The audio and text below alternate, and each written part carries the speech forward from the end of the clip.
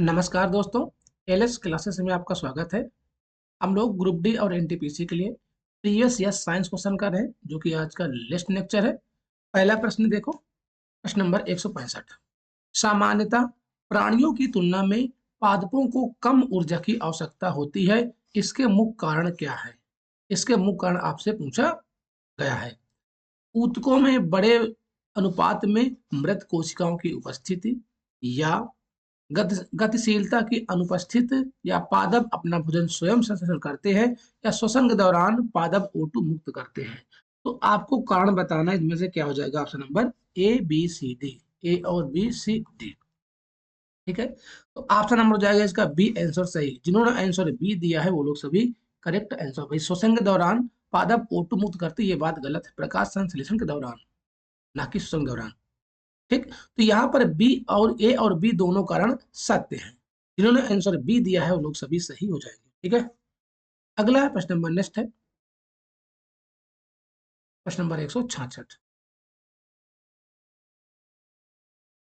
निम्नलिखित में से कौन से उत्सर्जी उत्पाद पौधों के पुराने जाइलम में संग्रहित होता है? मैंने आपको जाइलम और फ्लोएम के बारे में बताया था। जाइलम जो होता है पौधे के, पानी का संवहन करता है। फ्लोएम खाद्य पदार्थों का संवहन करता है।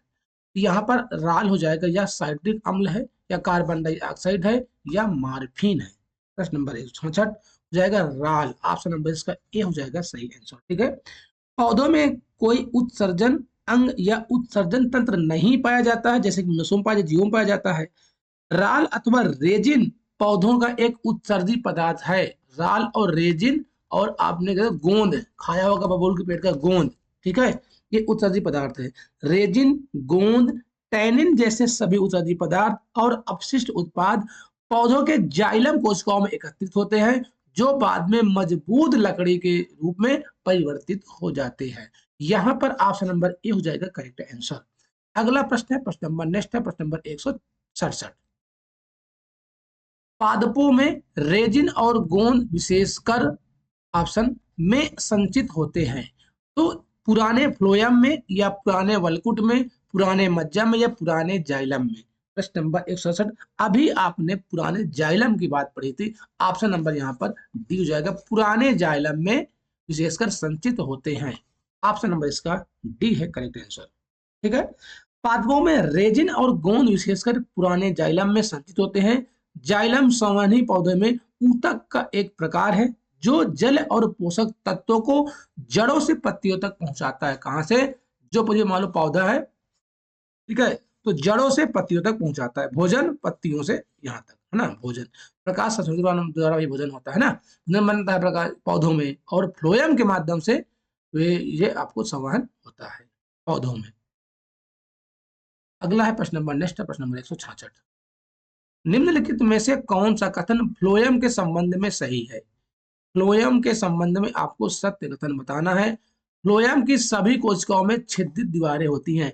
क्या फ्लोएम की सभी कोशिकाओं में छिद्रित दीवारें होती हैं? अच्छा, अगला जो है देखो, फ्लोएम में चलनी नलिकाएं मृत कोशिकाओं से बनी होती हैं।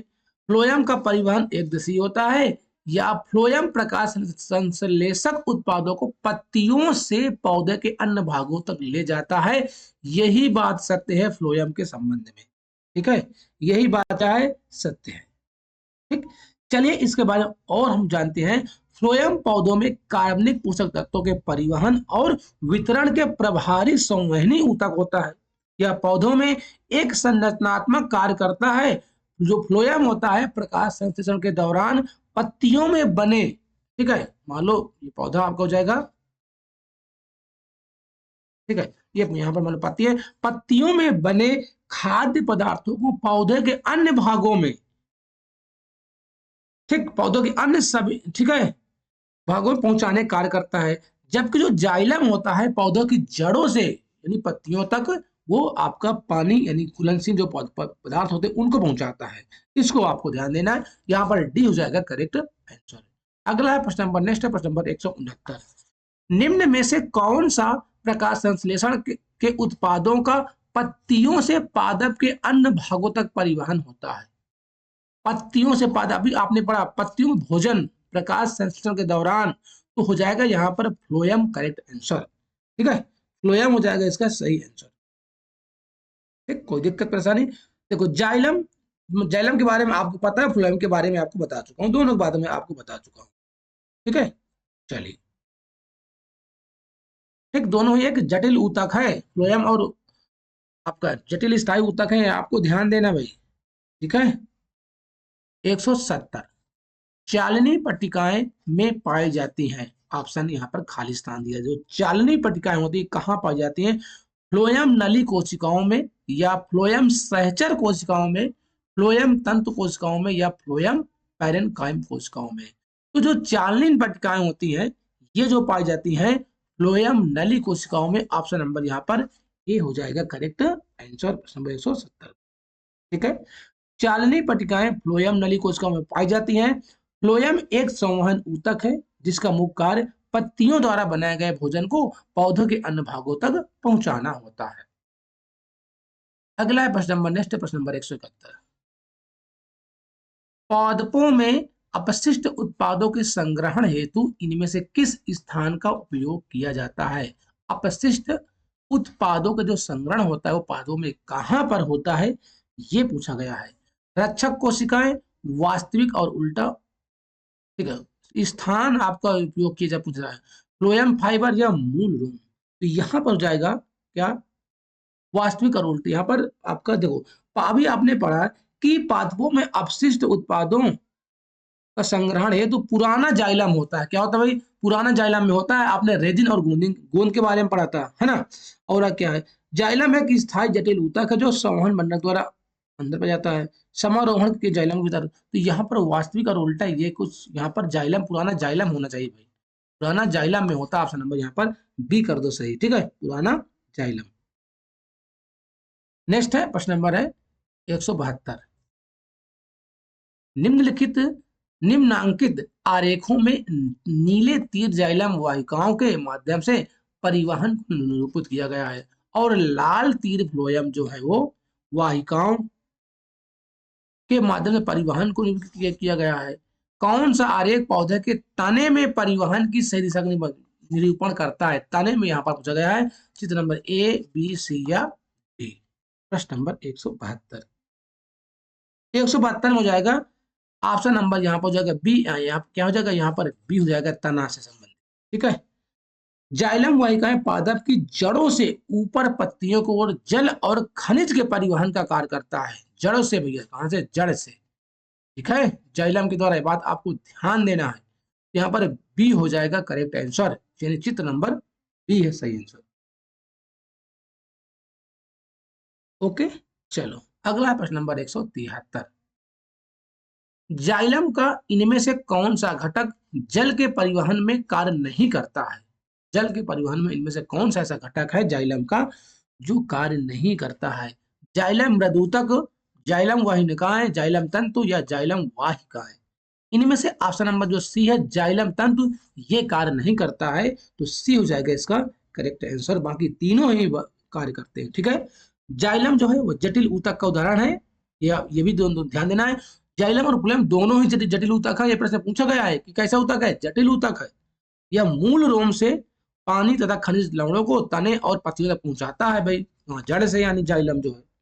ठीक, ये चार ऊतकों यानी कि वाहिनिकाएं, वाहिकाएं, जाइलम तंतु तथा जाइलम पैरेन्काइमा से, यानी कि चार ऊतकों से बना होता है, जिसमें जाइलम तंतु की भित्ति मोटी होती है और इसकी केंद्रीय गुहिका विलुप्त होती है। यह जल के परिवहन में यानी भाग नहीं लेता है जाइलम तंतु। अगला है प्रश्न नंबर नेक्स्ट, प्रश्न नंबर 174। रूट एपेक्स की लगातार विभाजित होने वाली कोशिकाओं द्वारा दर्शाया गया है। खालिस्तान है अंकुरण, परिपक्वता, हार्मोनल या मेरिस्मेटिक विकास। प्रश्न नंबर 174 इसका हो जाएगा मेरिस्मेटिक विकास। ऑप्शन नंबर डी हो जाएगा करेक्ट आंसर। ओके, मेरिस्मेटिक विकास रूट एपेक्स की लगातार विभाजित होने वाली कोशिकाओं द्वारा दर्शाया गया है। ठीक है, विभाजक ऊतक जो होता है कोशिकाओं के ऐसे समूह होते हैं जिनमें विभाजित करने की क्षमता पाई जाती है। तो डी हो जाएगा इसका करेक्ट आंसर। अगला है प्रश्न नंबर नेक्स्ट, प्रश्न नंबर 176। नारियल के छिलके में मौजूद कौन सा ऊतक उसे कठोर और दृढ़ बना दृढ़ बना के बनाता है, दृढ़ बनाता है पैरेन्काइमा या स्क्लेरेन्काइमा, रक्षी कोशिका या कोलेनकाइमा। प्रश्न नंबर 175। ठीक है, तो स्क्लेरेन्काइमा ऑप्शन नंबर यहाँ पर बी हो जाएगा करेक्ट आंसर, बी मजबूत बनाता है। अगला है प्रश्न नंबर नेक्स्ट है प्रश्न नंबर 176। जाइलम के कौन से तत्व मृत कोशिकाओं से बने होते हैं और फिर भी पौधे में जल और खनिजों के परिवहन के लिए उत्तरदायी होते हैं? वाहिनिका और जाइलम मृदुतक है, वाहिका और जाइलम मृदुतक है, या वाहिनिका और वाहिनिका और जाइलम तंतु। अब यहाँ पर देखो जाइलम तंतु तो होगा नहीं, ये तो गलत हो जाएगा। यहाँ पर वाहिनिका और वाहिका हो जाएगा, ऑप्शन नंबर यहाँ पर सी है करेक्ट आंसर।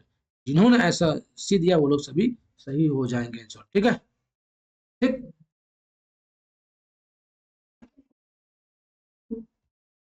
अगला प्रश्न देखो, प्रश्न नंबर नेक्स्ट है प्रश्न नंबर 176।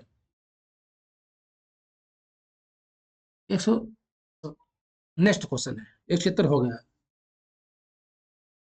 पौधों में विभेदोत्तक ऊतक की कोशिकाएं एक ऐसी प्रक्रिया से गुजरती है जिसमें वे विभाजित होने की क्षमता खो देती हैं तथा एक स्थायी आकृति और आकार ग्रहण कर लेती हैं और एक विशिष्ट कार्य करने के लिए विशेषीकृत हो जाती है। इस प्रक्रिया को किस नाम से जाना जाता है?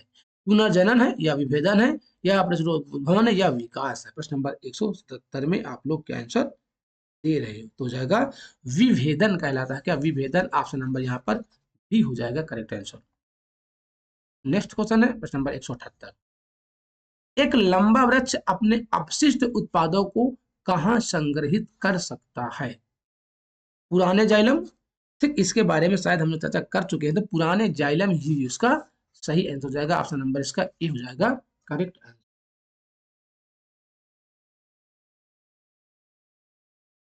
नेक्स्ट है प्रश्न नंबर 179। किसी पादप में मोटी कोशिका भित्ति वाली ऐसी कोशिकाएं हमें कहाँ मिल सकती है? बाह्य त्वचा एपिडर्मिस में या जाइलम में या विभज्योतक में या फ्लोएम में? प्रश्न नंबर 179 हो जाएगा इसका फ्लोएम आंसर। क्या हो जाएगा? फ्लोएम, ऑप्शन नंबर डी हो जाएगा इसका करेक्ट आंसर। ठीक है, फ्लोएम कार्बनिक पोषक तत्वों के परिवहन और वितरण के प्रभावी समन्वय ऊतक होता है। फ्लोएम सिग्नलिंग अणुओं का मार्ग भी है और पौधे के शरीर में एक संरचनात्मक कार्य भी करता है। ऑप्शन नंबर डी हो जाएगा इसका सही। नेक्स्ट है प्रश्न नंबर 181। पौधों द्वारा उत्सर्जित होने वाले अपशिष्ट पदार्थ गोंद और राल पौधे के किस भाग में संग्रहित होते हैं? तो कहां पर? पत्तियों में या कोशिका की सावधानियों में, पुराने जाइलम में या फलों में? प्रश्न नंबर 181। प्रश्न नंबर 181 हो जाएगा ऑप्शन नंबर सी, पुराने जाइलम में संग्रहित होता है। ऑप्शन नंबर इसका सी हो जाएगा करेक्ट आंसर। अगला है प्रश्न नंबर नेक्स्ट प्रश्न नंबर है 182। निम्नांकित चित्र पौधों में फ्लोएम ऊतक की एक काट को दर्शाता है। कौन सा नामांकन छिद्रित दीवारों वाले उस भाग का दर्शाता है जो परिवहन में सहायक है? Option number A B C D. प्रश्न नंबर 182। ठीक है, तो यहाँ पर जाएगा बी वाला, बी, ये हो जाएगा बी। तो ऑप्शन नंबर हो जाएगा ए, इसका A answer correct. Option number इसका ए हो जाएगा करेक्ट आंसर। ठीक, अगला है प्रश्न नंबर नेक्स्ट है प्रश्न नंबर 183। सभी लोग लाइक शेयर और सब्सक्राइब जरूर करिए भाई सभी लोग। नेक्स्ट क्वेश्चन है प्रश्न नंबर 183। इनमें से कौन सा जाइलम का एक घटक नहीं है? ठीक, वाहिका और वाहिनिका, मृदुतक और सहचर कोशिका। इसके बारे में आपको बता चुका हूं कि चार घटक हैं, चारों घटक के बारे में बता चुका हूं जिनमें से सहचर कोशिका नहीं है। ऑप्शन नंबर यहाँ पर सी हो जाएगा सही आंसर।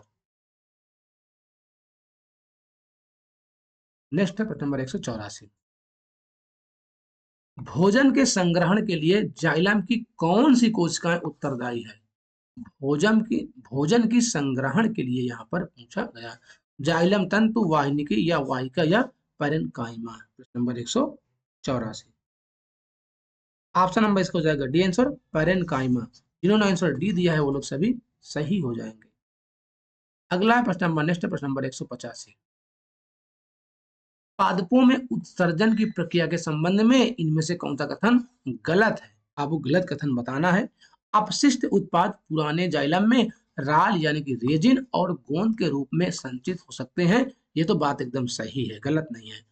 प्रकाश संश्लेषण के अपशिष्ट उत्पाद स्टार्च के रूप में संचित हो सकते हैं। नहीं, ये बात गलत है भाई, यहाँ पर दूसरा ही हो जाएगा गलत, बाकी ये सभी सही हो जाएंगे। ठीक है, पादपों में उत्सर्जन की प्रक्रिया के संबंध में दिए गए जो कथन से प्रकाश संश्लेषण के अपशिष्ट उत्पाद स्टार्च के रूप में ये कथन गलत है, बाकी सभी सही है। नेक्स्ट प्रश्न नंबर 186, निम्न में से कौन सा पशु ऊतक का प्रकार नहीं है? इनमें से पशु ऊतक का प्रकार कौन सा नहीं है 86 में? मेरिस्मेटिक ऊतक, यही जो ऊतक है, बाकी ये तीनों हैं, लेकिन ऑप्शन नंबर जो ए है मेरिस्मेटिक ऊतक का प्रकार नहीं है। ओके, कोई दिक्कत परेशानी यहाँ तक किसी को? ये जो ऊतक है वो पौधों में पाया जाता है, ना कि पशुओं में। कहाँ पाया जाता है? पौधों में। अगला है प्रश्न नंबर, नेक्स्ट है प्रश्न नंबर 187, किसी पौधों का कौन सा भाग पौधों की जड़ों से पौधों के शेष भागों में जल का परिवहन करता है? जो जाइलम होता है वो जल का परिवहन जड़ों से लेकर कहाँ तक? तनों और के पत्तियों तक ले जाता है। ऑप्शन नंबर 187 का डी हो जाएगा करेक्ट आंसर। नेक्स्ट है प्रश्न नंबर 188, पौधों का कौन सा हिस्सा पानी और खनिज के परिवहन के साथ, अरे वही बात फिर से आ गई, तो हो जाएगा इसका जाइलम। देखो जाइलम के बारे में कितना बार पूछा गया है। अगला है मृदूतक और स्थूल ऊतक ऊतकों के प्रकार है, संवहन, यांत्रिक, सरल या तंत्रिका। प्रश्न नंबर 189, ठीक है। तो जो मृदूतक और स्थूल ऊतक ये सरल स्थायी ऊतकों के प्रकार है, ऑप्शन नंबर डी हो जाएगा। जो स्थायी ऊतक एक ही प्रकार की कोशिकाओं के समूह से मिलकर बना होता है उसे हम स्थायी सरल ऊतक कहते हैं। ये तीन प्रकार के होते हैं, तीन प्रकार के होते हैं। कौन कौन से? पैरेनकाइमा यानी कि मृदूतक, पैरेनकाइमा यानी कि मृदूतक हो गया।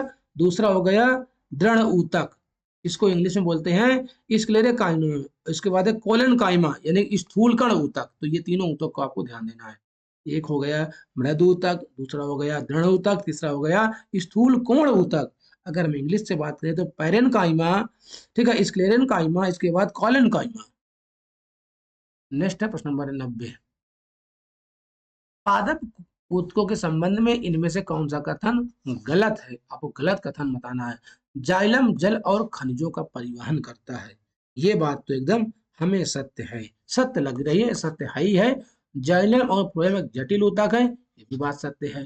फ्लोएम भोजन को पत्तियों से पौधे के अन्य भागों तक पहुंचाता है, बिल्कुल बात सत्य है। फ्लोएम का कार्य होता है, वो जब भोजन बनता है तो पत्तियों से लेकर अन्य भागों। तो जाइलम में सामग्री दोनों दिशाओं में नहीं, ये बात गलत है। जाइलम में सामग्री दोनों दिशाओं में नहीं पहुंच सकती है भाई, जड़ों से पत्तियों तक जाएगा, एक दिशा में होता है, ये बात एकदम गलत है। ठीक है, नेक्स्ट है प्रश्न नंबर है 191, खालिस्तान ऊतक संवहन पूल बनाते हैं। कौन से जो ऊतक होते हैं वो संवहन पूल बनाते हैं? जाइलम और स्थूलकण ऊतक नहीं, जाइलम और मृदूतक या जाइलम और फ्लोएम बनाते हैं। कौन? जाइलम और फ्लोएम, यहाँ पर सी हो जाएगा करेक्ट आंसर। अगला 192 देखो, निम्न में से कौन सा ऊतक युग्म संवहनी बंडल का गठन करता है? मृदूतक और स्थूल कोण ऊतक, या जाइलम और फ्लोएम है, दृढ़ ऊतक फ्लोएम, या दृढ़ ऊतक या जाइलम। तो यहाँ पर संवहनी बंडल का गठन की बात की गई है, तो जो जाइलम और फ्लोएम होता है यही गठन करता है। ऑप्शन नंबर इसका बी हो जाएगा करेक्ट आंसर। आप लोग प्लीज लाइक शेयर और सब्सक्राइब जरूर करिए भाई सभी लोग। ठीक है, अगला प्रश्न नंबर 193, फ्लोएम खालिस्तान के अतिरिक्त निम्नलिखित में से अन्य सभी से मिलकर बना होता है। के अतिरिक्त चांदली नलिकाएं, फ्लोएम वाहिका, सह कोशिका और फ्लोएम तंतु। तो जो फ्लोएम होता है इसमें क्या होता है भाई? के अतिरिक्त अन्य सबसे, तो 193 में। ठीक है, कोई दिक्कत परेशानी यहाँ तक?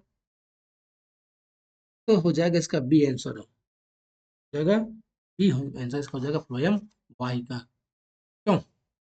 193 का फ्लोएम पौधों में पाए जाने वाला एक संवहन ऊतक है। दूसरा संवहन ऊतक जाइलम होता है। फ्लोएम एक जटिल स्थायी ऊतक है, यह संवहन बंडल के अंदर पाया जाता है। इसका निर्माण 4 प्रकार की कोशिकाओं से, एक चांदनी नलिकाएं हो गई और सखी कोशिकाएं हो गई, फ्लोएम मृदुतक हो गया और फ्लोएम तंतु हो गया। ठीक है, अगला है प्रश्न नंबर, नेक्स्ट है प्रश्न नंबर 194 में, कौन सा स्थायी ऊतक एक पौधे को कठोर और मजबूत बनाता है? वेरी वेरी इंपॉर्टेंट है। एक पौधे को कठोर और मजबूत कौन बनाता है? तो कोलेनकाइमा या स्क्लेरेनकाइमा, पेरेनकाइमा या एरेनकाइमा। तो यहाँ पर बी हो जाएगा करेक्ट आंसर। इन्होंने आंसर बी दिया है वो लोग सभी सही हो जाएंगे। ठीक है, कोई दिक्कत परेशानी यहाँ तक? चलिए अगला है, अगर देखो मैं इसकी बात कर लो, कोलन काइमा की बात कर लो, कोलन काइमा जो होती है यानी कि स्थूल कोण जो ऊतक होते हैं, इसी कोशिकाएं केंद्रक युक्त लंबी अंडाकार व बहुभुजी जीवित और रसधानी युक्त होती हैं। यह पौधे की यांत्रिक सहायता प्रदान करता है। जो कोलन काइमा होता है पौधों का यांत्रिक सहायता प्रदान करता है, इसको भी पॉइंट को आपको ध्यान देना है। यहीं पर अगर मैं पैरेनकाइमा की बात कर लूं, ये जो होता है एक सरल स्थायी ऊतक है। इस ऊतक की कोशिकाओं में सघन और जीवित प्रोटोप्लाज्म एवं एक केंद्रक पाया जाता है। यह एपिडर्मिस के ऊपर पौधों का संरक्षण करता है। पेरेनकाइमा, एरेनकाइमा क्या करता है भैया?